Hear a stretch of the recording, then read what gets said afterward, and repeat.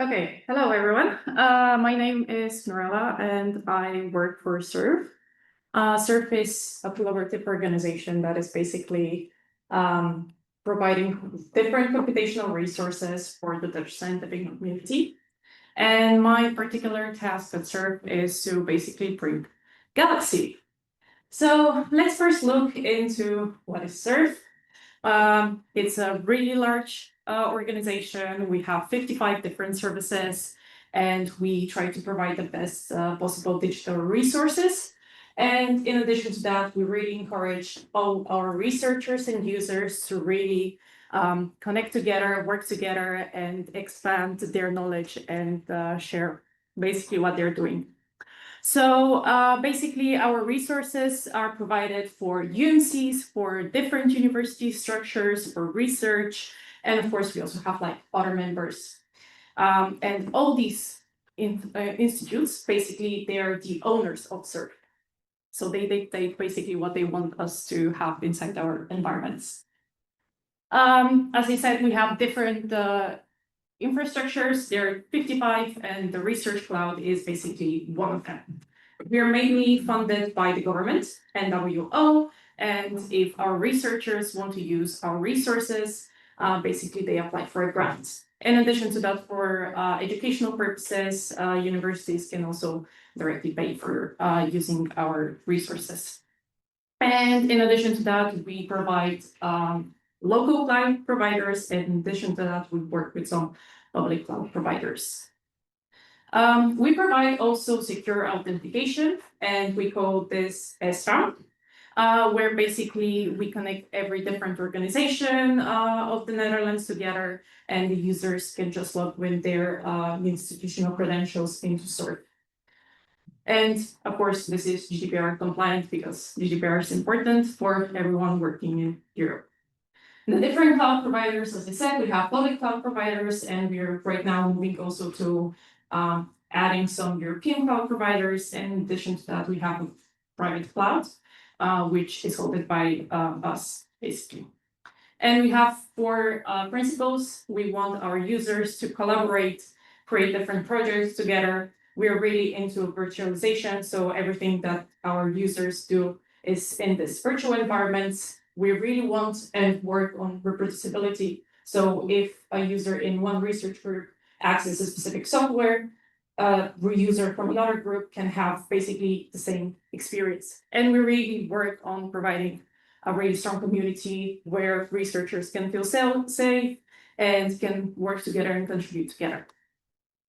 So when you get access to our environment, a collaboration is being created where we can have users coming from different universities across the Netherlands and beyond. If, for example, researcher from Germany or somewhere else is invited by Dutch researchers. And we have different groups. We have an admin, we have a developer of a group, and in addition to that, the wallet, the person who is responsible for the budgeting, also has a different group. And in addition to that, SURF is also part of EOS and HEAND, and we're really strongly working into the EOS projects. We have a EOS node, as you can see, where basically EOS users can have the same exact interface as our Dutch users. So as I said, we really work into virtualization and reproducibility, where all our items are based on Ansible playbooks. We provide a lot of different software, and as you can see, some examples like involve the Docker environments, federated data queues, Galaxy. Also, we have RStudios, Jupyter notebooks, as you can think of. And we're also working into bringing IRODs and Yoda, so people can also connect their data that are coming from Yoda. So to apply for an access, as I said, it's basically mainly funded by the government, where it can be in small compute grants or large compute grants. It really depends on your needs. If you are a Dutch researcher and apply for the small compute grant, basically you get your resources within a couple of days to a week. With the large compute grants, it takes a bit longer. It might take up to a month. And of course, I said we have the commercial contracts that are, for example, for education. So Galaxy. Our galaxies work a bit different than what most of the people have, and our galaxies are basically on demand. Why on demand? Because we really value sustainability and save of computational resources.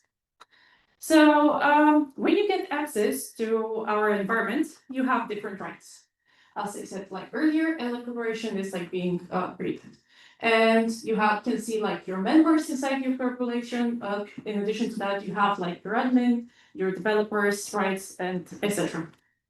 You log in with your credentials, and then you enter the environment. This is how our environment looks like. And on the top, you have the possibility to create a new workspace, add a new wallet, and access also your storages. And at the bottom, you can see the workspaces that you have basically running. To create a workspace, you select the first option, and then you search the organization that you're basically part of.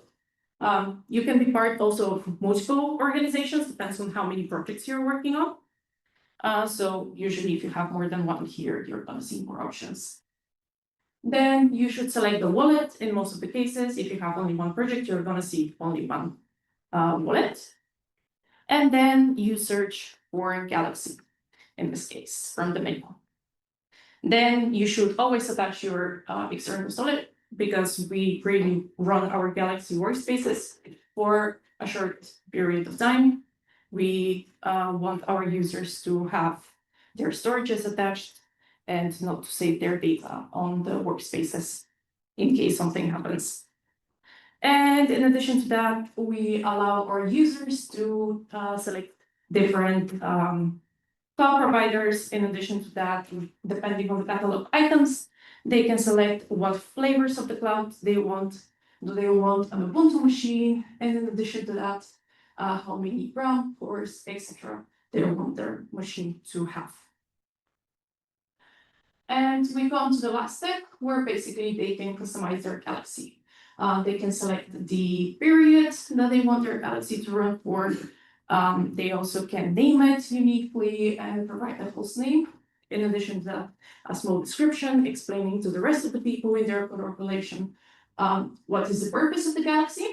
And also they can name their Galaxy different. Important to attach their storage. And in addition to that, they can select the Galaxy version that they want to run. So that's also really interactive. So now you deploy it, and you're gonna wait for it for a bit to actually appear, and you can see the access button. And when they click on it, they're gonna be able to basically access Galaxy. And this is basically what they're gonna see, an empty Galaxy environment. However, also depending on their rights, they can install tools. So if you're an admin of the collaboration, you're gonna also be an admin to Galaxy, because we have coupled the SRAM authentication method also to Galaxy. So automatically your rights are seen, and you can install tools for the rest of the group members. In addition to that, we also have Pulsar, thanks to Helena Rash. She really worked and helped us to basically develop Pulsar, and we can connect it. And our Pulsar basically can be deployed on other workspace. But in addition to that, we have coupled it to the Dutch supercomputer, because we are also hosting the national supercomputer. So if users have really heavy computational analysis, they can directly send it with Pulsar to the Dutch supercomputer.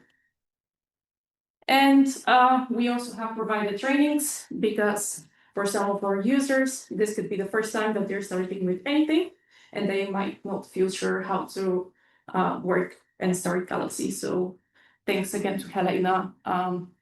We have some trainings on the GTM. Yes, and I would like to thank, of course, Dava Ometo from the Utrecht University, who actually started this project. And of course, Helena and Martin and Ivar for part of my team. Thank you.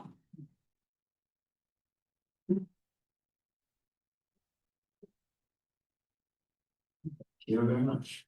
Question. Ooh. Okay, I make it all, yeah. No need to run. Absolutely. Yeah, so when you have there is sort of local or national Galaxy instance that is deployed in the cloud. Is that right?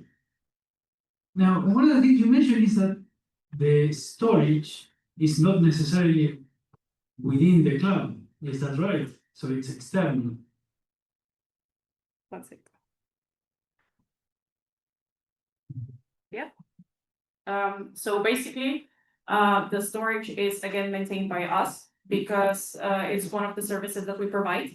We have a dedicated team that is responsible for the storage, but it is part of the Research Cloud. We have a dedicated storage team that is part of Research Cloud. And basically, you can access your data only if you're in Research Cloud. But in addition to that, we have another service that is part of the 55 different services where you can access your data also outside Research Cloud on your computer, etc. Okay, can I ask another question? So it seems to me that the community that uses these instances or has to be kind of computer savvy.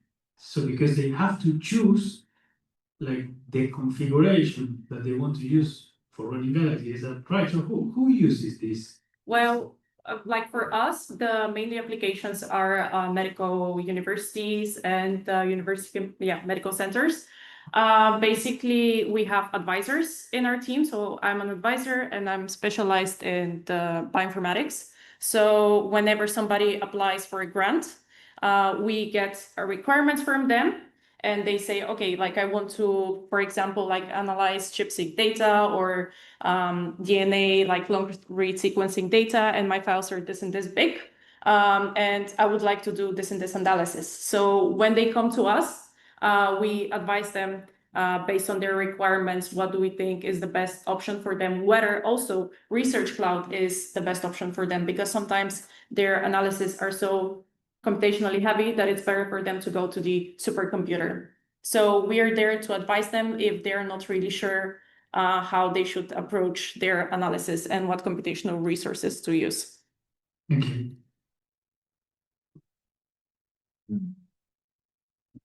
Take imagine first, because especially because. Thank you for the rhinestone. How exactly is Galaxy run on your infrastructure? Is it in container? No, it's based basically on Ansible playbooks. And for us, we have Terraform as a wrapper that is running on the back for all of our workspaces.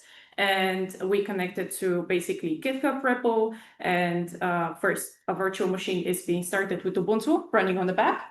And then the wrapper initializes and Ansible is run over. This is done on demand. Yes. Yeah.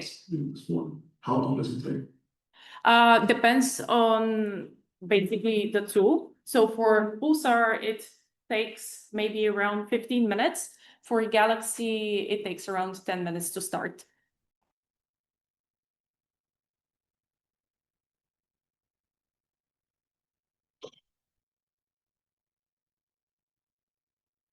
So thank you. My question would be, once the user has started their Galaxy and then want to pause their analysis, can they spin it down and spin it up again later on?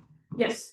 So they can stop it and start it whenever they want. Usually we advise them to run all of their workspaces, not just Galaxy, but anything for limited periods of time, because this is also for like sustainability reasons. And in addition to that, if they run one workspace for a really prolonged time and they want to install a new tool, sometimes something can break or the workspace can stop working. So that's why we always like advise them to save their data on external attached storage. But yeah. Yeah, I guess I had a couple of more questions myself, but we're running a bit Oh, yeah. the schedule. I can ask you later directly. Of course.